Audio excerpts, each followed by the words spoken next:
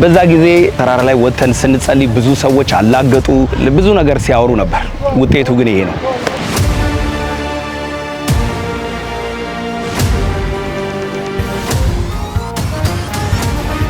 እሺ አመሰግናለሁ። Thank you so much። ጉዟችንን ጀምረናል። ሐዋሳ ከ30 ደቂቃ በኋላ እናርፋለን።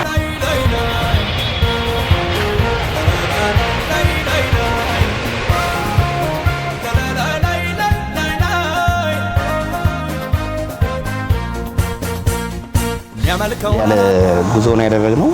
ከካፒቴን ደግሞ ይሄንን ቴክስት አግኝቻለሁ።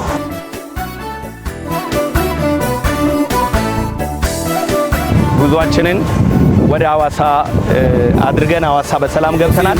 ጊዜ ደረሰ ያለቀሰም ባውታበስ ኢየሱስ መጣ ወደ እርሱ ጠላቶቹ ማቅ ለበሱ ጠላቶቹ ማቅ ለበሱ የዜማ ጊዜ ደረሰ ያለቀሰም ባውታበስ ሐዋሳ በሰላም ደርሰናል። እግዚአብሔርን እናመሰግናለን።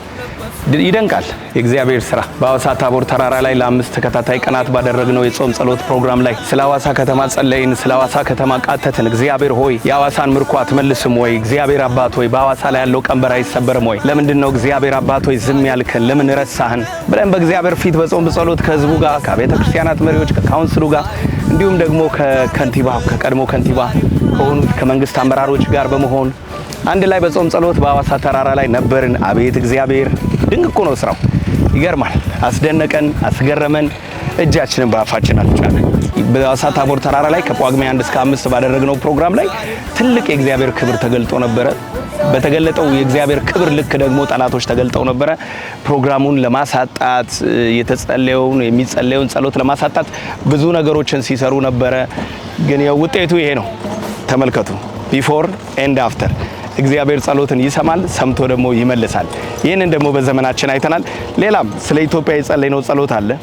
ደግሞ በእርሱ የምናመሰግንበት ጊዜ ቅርብ ነው። ወይም ደግሞ 4 ኪሎ ቤተ መንግስት ወደ አዲሱ ቤተ መንግስት ሲቀየር ኢትዮጵያ ትባረካለች። የ4 ኪሎ ቤተ መንግስት የቀድሞ ቤተ መንግስት ካለ ግን ኢትዮጵያ ውስጥ ደም መፍሰስ አይቆምም ብዬ ተናግሬ ነበር። እውነት ነው? እውነት አይደለም?